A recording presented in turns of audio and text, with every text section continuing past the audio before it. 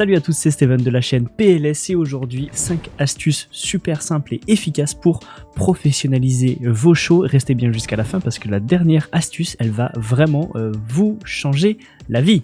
Si vous êtes nouveau ici, eh bien bienvenue sur la chaîne PLS où je partage des tutoriels, du test de matériel pour de l'éclairage scénique. Si ce contenu vous plaît, eh bien pensez à vous abonner, à activer la clochette de notification pour ne pas rater les futures vidéos. Sachez également que si vous êtes débutant et que vous avez besoin de conseils encore plus approfondis et précis sur vos installations, sur votre installation, sur votre show, eh bien je propose des cours en privé. Vous pouvez retrouver ça en description, donc c'est des cours d'1 heure où on va voir ensemble voilà toutes les questions que vous avez par rapport à votre show bien précis, donc ça peut être très utile. Passons à la première astuce, organisez votre bibliothèque et vos scènes. Alors comment on fait pour bien organiser sa bibliothèque? Mes conseils, c'est de séparer les différents effets que vous allez avoir. Vos dimmers, vos positions, vos mouvements, vos couleurs par appareil, etc.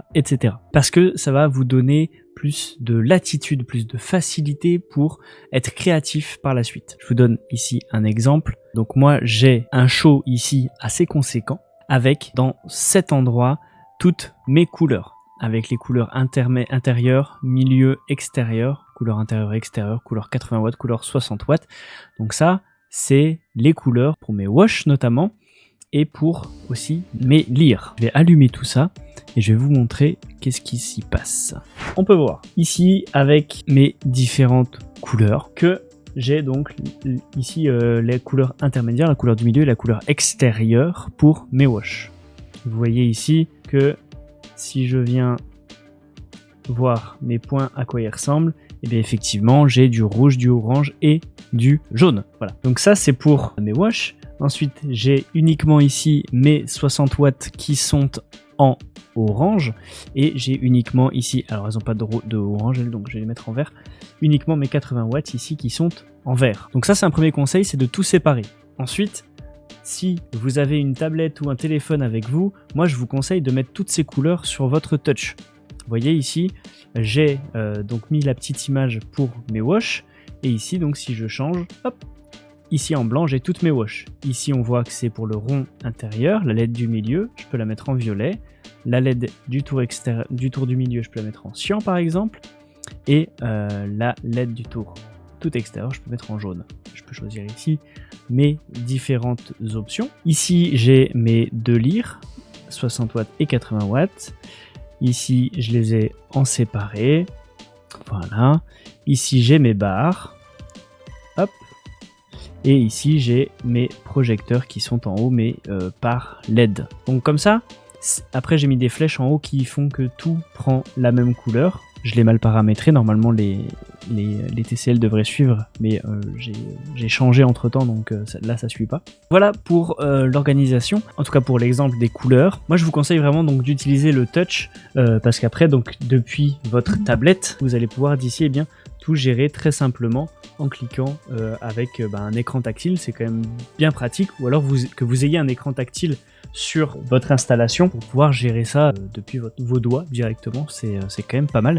À savoir que cette fenêtre, vous pouvez la détacher en cliquant ici sur cette icône, et comme ça vous pouvez naviguer et l'emmener où vous voulez. Donc si vous aviez un deuxième écran et que c'était un écran tactile, vous pourriez prendre ça et l'emmener sur votre écran tactile et ainsi pouvoir jouer avec. Le deuxième avantage d'utiliser ce touch, c'est que vous allez pouvoir ensuite vous faire de la place ici sur cette page contrôle, puisque une fois que nos couleurs sont patchées sur notre touch, on va pouvoir ici venir faire un clic droit sur nos banques et cliquer sur masquer, et ainsi on va pouvoir faire disparaître nos banques qui ne servent à rien entre guillemets, puisqu'on les a configurées ailleurs, ou alors sur votre APC, si vous avez un APC mini ou un contrôleur MIDI, n'importe, vous paramétrez ça sur votre contrôleur et vous pouvez ainsi masquer vos scènes puisque vous allez pouvoir les rappeler depuis autre chose que cette page contrôle. Et ça c'est super pratique parce que vous allez pouvoir garder uniquement l'essentiel sur votre page contrôle et ainsi vous gagnez de la place et vous gagnez en organisation également. Après c'est à chacun de trouver la manière qui lui plaît le mieux, mais je trouve que c'est quand même pratique de pouvoir utiliser ce touch, même pour ici les positions. Moi j'avais fait ça comme ça, où je pouvais donc choisir de rappeler mes positions avec des petites captures d'écran que j'avais faites et que j'avais réintégrées dessus.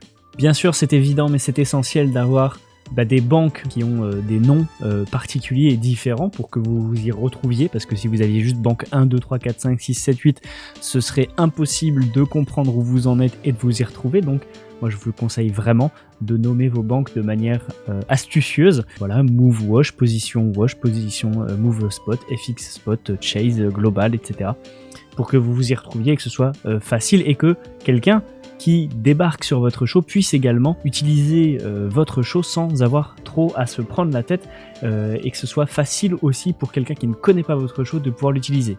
À mon sens, un show bien construit, c'est un show où un inconnu vient dessus et sait s'en servir. Là, ça veut dire que vous avez réussi à bien organiser, à être clair dans votre programmation. La deuxième astuce, c'est d'utiliser les fondus entre vos différentes scènes. On les retrouve où? Eh bien, c'est très simple. Je vais reprendre ici une banque de couleurs. On les trouve ici. On ouvre cette fenêtre et on vient ici regarder fondu d'entrée, fondu de sortie. Et on a ici la vitesse de fondu. Ces paramètres, en tout cas la vitesse de fondu, on peut l'attribuer à du contrôle MIDI ou du contrôle DMX, que ce soit un bouton rotatif ou un fader, ça c'est quand même pratique. Donc si je viens ici dans affectation MIDI, que je clique ici sur mon fader, je sélectionne le fader qui m'intéresse, et ainsi je vais pouvoir ici gérer ma vitesse de fondu simplement avec un fader. Bien sûr, il faudra ici paramétrer notre vitesse qui nous intéresse. Pour l'entrée, moi je mets à 5 secondes en général, et pour la sortie je laisse à 0. Par contre, pour les couleurs, il va falloir attribuer cette valeur à toutes vos couleurs, puisque vous voyez ici, hop, là il n'y a pas d'attribution. Donc dès que je vais changer mon fader, ça ne changera pas sur cette scène, ce qui est logique. Donc là je fais ça pour le rouge, je viens chercher avec la petite poignée ici mon orange, pareil je vois qu'il n'y a pas d'attribution, j'en mets une. Sur mon jaune, j'en mets une. Sur mon vert, j'en mets une. Mon cyan, j'en mets une. Et en fait, vous voyez qu'on peut très simplement venir mapper toutes nos entrées par ici. Pourquoi je fais ça? Parce que ainsi, je vais pouvoir tout descendre à 0 ici. Et on voit que ma valeur change sur toute ma banque. D'accord? Parce que si je le faisais pas, l'effet ne fonctionnerait pas. Tout simplement. Donc là je mets tout à 0 et vous allez voir que dès que je vais cliquer sur bleu, voilà, dans le visualiseur la couleur ne change pas. La couleur ne change pas parce que ma vitesse de fondu ici, elle est à 0. Et vous allez voir que dès que je vais monter ma vitesse, hop, là il change. Alors sur cet appareil ça ne fonctionne pas très bien, il faudrait que je vous le montre plutôt sur les wash, puisque c'est une roue de couleur que j'ai sur ces appareils là, donc l'effet est pas flagrant. Couleur wash, ils sont là. Hop là, je refais l'opération, je clique sur MIDI, je prends mon fader, c'est ici, et je viens chercher chaque couleur. Et j'ai pas besoin de resélectionner la fonction que je veux attribuer, ça c'est pratique. Je peux juste descendre, sélectionner toutes, et là, je suis bon. Donc vous allez voir, donc, je passe en jaune, on va venir d'abord, j'ai oublié de faire une étape, on a vu, la transition s'est fait brute, je viens sélectionner toutes les scènes. Je viens ici dans fondu d'entrée, je mets 5 secondes.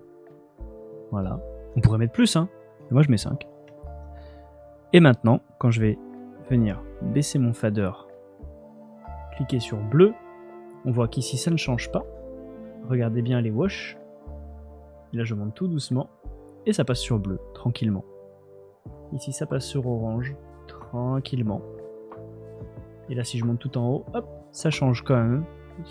Un peu de manière fluide, même si je suis tout en haut.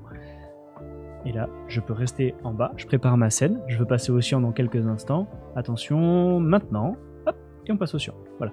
Donc ça, c'est une fonction qui est très très utile. Vous pouvez faire ça sur vos couleurs, sur vos changements de position, vos changements de mouvement, voilà, sur tous vos effets en fait. Vous pouvez mapper de cette manière-là pour que ce soit fluide. Et je trouve cette astuce très intéressante de pouvoir même séparer ensuite entre nos différents effets. Hein. Par exemple, si je me disais, je prends 4 faders. Un fader, ce sera pour les transitions de couleur, un fader pour les transitions de mouvement, un fader pour les transitions de position. Je mets tout en bas, je prépare, je sais que je vais aller en rouge avec un mouvement en croix et en balayage. Je clique déjà sur ces effets, ils rentrent pas en action tout de suite, et quand je vais monter les faders, là seulement ça va pouvoir rentrer en jeu. Ça, c'est une très très bonne astuce à maîtriser et à explorer. La troisième astuce, ça va être d'utiliser les super scènes pour créer des effets dynamiques et aller un petit peu plus loin dans l'évolution de nos courbes. Donc pour ce faire, on va créer une nouvelle banque, on va l'appeler super scène pour l'occasion, avec une couleur violette, et donc je viens ici cliquer sur super scène, et automatiquement, ça me génère une super scène ici qui démarre. Dans cette super scène, je vais pouvoir choisir d'y mettre des effets. Par exemple, je vais décider que mes spots qui sont ici avec un dimmer de 75% rentrent progressivement. Ici, on peut double-cliquer pour créer un point, double-cliquer pour créer un autre point. Et si on voulait que ça démarre à 0 et que ça arrive à 100% dès 75%, on pourrait choisir de sélectionner tous nos dimmers, de faire un clic droit, et ici on a différentes courbes de transition. Et on va pouvoir ainsi gérer la manière dont notre dimmer agit. On peut venir voir donc dans le visualiseur ici qu'est-ce que ça donne. Si je viens à 0, hop, et là on voit que mes spots s'allument. Je trouve que ça va trop vite, donc je décale mes points. Voilà. On peut double-cliquer pour supprimer le point. Et on peut refaire clic droit, éditer le point. On peut nommer la valeur très précise que l'on veut. Ici, moi, je veux 85 par exemple. Et il faut resélectionner les deux points pour avoir accès à ces courbes-là. Malheureusement, pour l'instant, on ne peut pas gérer la courbe avec des points d'entrée et de sortie comme on pourrait le faire sur After Effects, mais voilà, on peut déjà créer ça. On peut se dire qu'on crée un autre point, qu'on crée un autre point, qu'on crée un autre point, et en fait on peut ainsi eh bien, gérer ces différentes valeurs. Voilà.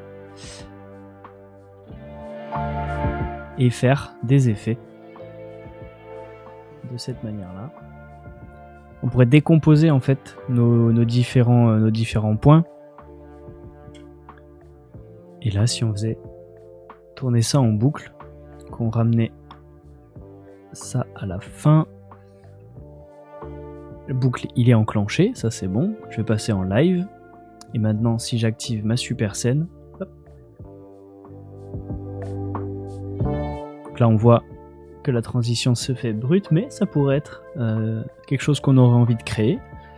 On pourrait revenir en edit, on pourrait ajouter du coup quelque chose d'autre du style un mouvement. Voilà. Dire qu'avec cet effet là on a du mouvement. Alors on peut cliquer sur CTRL pendant qu'on reste appuyé avec notre clic gauche pour dupliquer l'effet. Et éventuellement dire qu'on rapproche ça ici, qu'on rapproche celui-là là. Ah mince, là on voit j'ai bougé ma valeur, je fais clic droit, éditer le point, je remets à la valeur que je voulais qui était 85, je refais un point ici, je le descends à 0. Pour l'instant je vais le mettre là pour pouvoir le sélectionner, je fais clic droit, je mets la courbe qui m'intéresse. Et voilà. Donc là, si on regarde maintenant, dès que je vais activer, je vais avoir un up and down comme ça, avec mes différents effets. Ici, le up and down, si je l'étire, on voit ici, il y a cette petite flèche blanche. Alors, c'est pas facile à voir sur le... si je peux désactiver, voilà. Il y a cette petite flèche qui dit que l'effet redémarre, donc fait une boucle à partir de cet endroit-là. Et si je clique sur la petite horloge ici, on voit ici que ça va ralentir mon effet. On voit c'est marqué 0,89 ici, donc là ça me le ralentit pour faire la taille de ma composition. Et on peut également le resserrer pour l'accélérer. On voit qu'ici ça fait 3,21. Et après je peux revenir sur la souris, réétirer, et là ça garde mon accélération pour avoir cet effet là par exemple.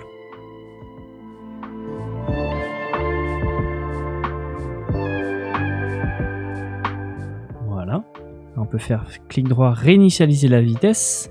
On peut venir dans éditer la scène pour revenir directement sur la scène et ici choisir nos différentes valeurs qu'on aura envie d'ajouter. Ça c'est pratique, on a un accès rapide à nos scènes. Sur les super scènes comme ça peut être très pratique pour mutualiser des effets et pour aller plus loin avec un seul bouton. Voilà. Si vous avez quelque chose de très précis en tête et que vous savez que dans votre show ça va être utile, eh ben, n'hésitez pas à explorer cette piste. Astuce numéro 4, faites des backups.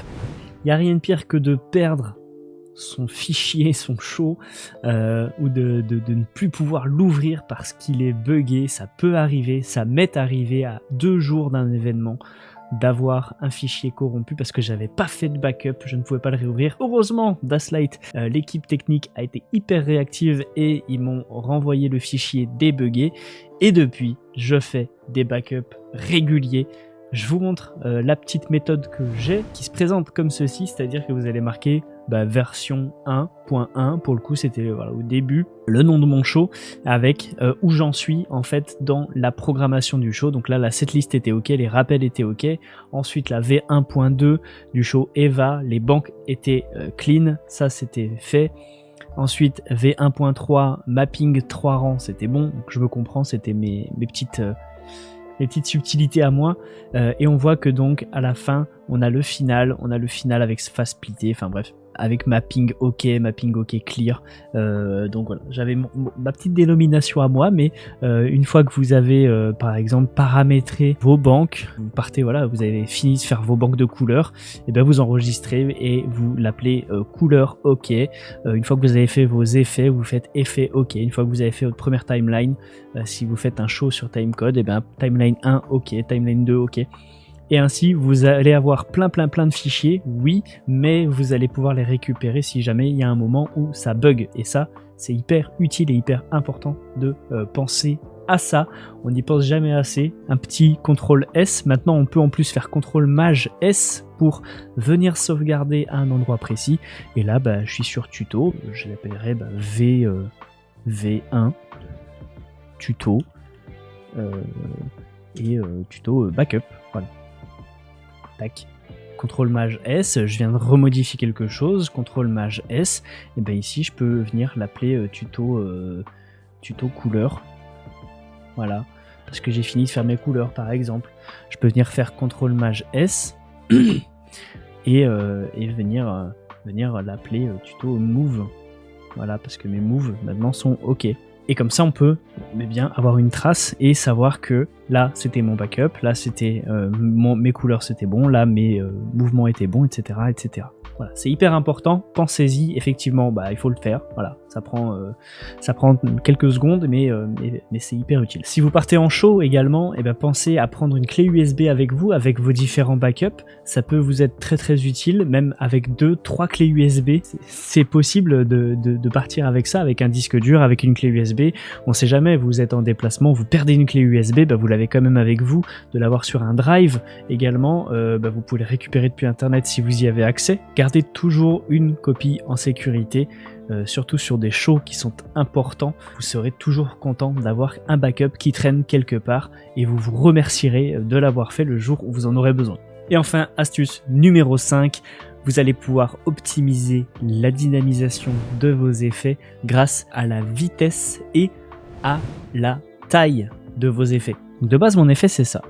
Maintenant, on voit ici que on a 4 boutons rotatifs, un pour le dimmer, un pour la vitesse, un pour la phase et un pour la taille. La vitesse, bon bah ici il n'y a pas grand chose à faire, c'est pour la vitesse du mouvement que je pourrais attribuer, sauf qu'ici c'est juste une position fixe, donc on n'en a pas besoin. Par contre la taille, ici, la taille c'est intéressant puisque vous voyez dans le visualiseur, dès que je monte mon fader, eh bien mes lyres elles montent et elles descendent également. On voit ici donc que mes lyres sont au centre, elles sont en bas, elles sont posées, elles bougent pas. Et là dès que je vais monter mon fader, je vais arriver à la position désirée et je peux même aller plus loin en gardant la même position, mais ça va plus loin. En fait ce que ça fait c'est que ça grandit la taille de mon effet, voilà, tout simplement. Donc ça peut être pratique pour ne pas avoir à programmer un mouvement mais le faire à la main. Si on a envie, tout doucement on peut venir faire des choses comme ça. Voilà. Et là je monte et je descends mon effet tranquillement. Je peux venir du coup aussi très précisément dire ah je veux que ce soit là mon effet, et sans avoir à venir modifier les positions, j'ai juste à monter un petit peu mon fader ou le descendre, ou bien ici tout simplement avec la roue, venir avec la molette rouler très doucement. Donc là je fais juste rouler ma molette, dérouler ma molette, et là donc je change la taille de mon effet. Pour la vitesse également c'est utile. On voit donc dès que je vais bouger ma vitesse, ici, bon bah logiquement, mes lyres elles bougent plus vite, ou elles bougent moins vite. Par contre, dès que je suis au minimum, là elles continuent de bouger, très doucement mais elles bougent toujours. Je descends la taille, et là vous voyez, la taille, elle a beau être, la vitesse elle a beau monter, ma taille étant à 0, l'effet ne me fonctionne pas. Maintenant si je remonte ma taille, eh bien, voilà, les lyres bougent à nouveau. Je descends ma vitesse, on voit que ça bouge toujours. Je descends ma taille, ça bouge plus. Soit vous pouvez trouver un moyen de désactiver votre effet. Si vous mettez pause, ça va saccader. Si vous êtes en mode de lecture BPM comme ça, si vous êtes en off, bon forcément, ça s'arrête. Mais si vous êtes en lecture BPM, ça pourra pas mettre pause. Après, effectivement, vu que on gère la vitesse avec un fader, on n'est pas obligé d'être au BPM, on s'en fiche, on peut le régler comme on veut, et ainsi on peut mettre pause en revenant tout en bas. Là ça fonctionne. Cette fonction du coup de mode de lecture BPM, elle est bien, mais elle bloque sur certains aspects. Effectivement ici si je suis à 0, ça continue de bouger, si je mets pause, bah, ça saccade, et c'est pas très joli. Donc voilà, pour les mouvements, moi je vous conseillerais d'être en off, et de paramétrer un fader, un rotatif, pour pouvoir gérer vraiment l'intensité de votre effet à la main, comme ceci. À savoir que vous pouvez également ici depuis votre gestion des affectations, choisir la plage, la valeur max de votre effet. Si mettons que je voulais pas aller au-dessus de 70%, plutôt pour la taille, on va dire ici, pour la taille de mon effet, je vais venir là. J'ai pas envie qu'il aille trop parce que c'est trop dans le plafond, et ben je vais venir ici à 73% à peu près. Et ainsi, quand je vais monter la taille de mon effet, eh ben j'irai pas plus haut que cet endroit-là, alors qu'avant je pouvais aller beaucoup plus haut. Voilà. Et pareil pour le minimum, si au minimum je voulais pas aller plus bas qu'ici par exemple, je pourrais regarder, c'est 63%, eh bien on pourrait venir ici. Alors est-ce que ça marche de mettre la même valeur? Je suis pas sûr, on va voir. Alors non, donc il faut réussir ensuite un peu à la main à trouver c'est où la bonne valeur. On va essayer de faire 39,5. Voilà, on n'est pas loin. On peut même redescendre encore un petit peu. On va dire à 35% à peu près. Et là voilà, donc je n'irai pas plus bas qu'ici, 69%. Hop, et pas plus haut que là. Et comme ça on peut avoir ici la marge de manœuvre de cette amplitude-là, et en étant sûr de ne pas déborder, de ne pas aller au-delà de ce qu'on aurait prévu. Allez, je vous donne une dernière astuce que j'aime bien, que j'ai trouvé très utile, parce que je me disais, punaise, c'est super dur à la fin des morceaux quand on a plein d'effets qui sont en train de tourner, de pouvoir relâcher tout ça d'un coup. Comment est-ce qu'on peut faire ça? Eh bien, j'ai créé une banque, moi, qui s'appelle Release, et donc relâche, quoi, tout simplement en français. et que j'ai programmé sur des boutons. Donc en fait j'ai juste 2 boutons puisque j'ai donc de quoi relâcher mes mouvements et de quoi relâcher mes effets. Et donc dès que j'arrive à la fin du morceau ici, j'appuie sur relâche mouvement, relâche FX, et comme ça j'arrive à une scène fixe avec juste une couleur, ma scène, mes positions. Et comme ça je suis tranquille, je peux repartir ensuite à programmer pour le morceau qui arrive. Donc je les ai programmés en bouton flash, donc c'est dès que j'appuie dessus, pouf, ça relâche tout. Alors comment j'ai paramétré ça? Ici j'ai relâche move, d'accord? Donc ici on a mode de relâchement, on va cliquer sur banque spécifique, on va avoir cette fenêtre qui s'ouvre, et ici moi j'ai choisi de venir relâcher toutes les banques qui s'appelaient move. Vous voyez ici move spot, et c'est tout. Move wash et move spot, ok? Ici, il y a une banque qui s'appelle relâche FX. Qu'est-ce qu'elle fait? Eh bien, banque spécifique, elle vient relâcher chase wash, elle vient relâcher mapping bar, elle vient relâcher FX watch, FX spot, FX global, etc. Ça, c'est super pratique parce que comme ça, en un clic, pouf, je reviens à quelque chose de simple, de sobre et qui ne dérange pas pendant les changements de musique. Par exemple, quand un chanteur va prendre la parole ou autre, on peut revenir à quelque chose de plus simple, et d'un coup, tous les effets où ça partait dans tous les sens, on recanalise et on repart. Et voilà, c'est tout pour ces 5 astuces qui vous permettront de créer des scènes beaucoup plus fluides et professionnelles sur Dasslite 5. Entre une bonne organisation, des transitions fluides et des super scènes, vous avez tout pour impressionner votre audience. Si cette vidéo vous a aidé, pensez à laisser un pouce en l'air pour l'algorithme YouTube et à partager vos propres astuces dans les commentaires si vous en avez. Et si c'est pas encore fait, abonnez-vous pour plus de conseils sur Dasslite 5 pour l'éclairage scénique. Et si vous avez envie d'avoir des conseils en privé, vous avez les cours en description. On se retrouve pour la prochaine vidéo, c'était Steven, ciao ciao.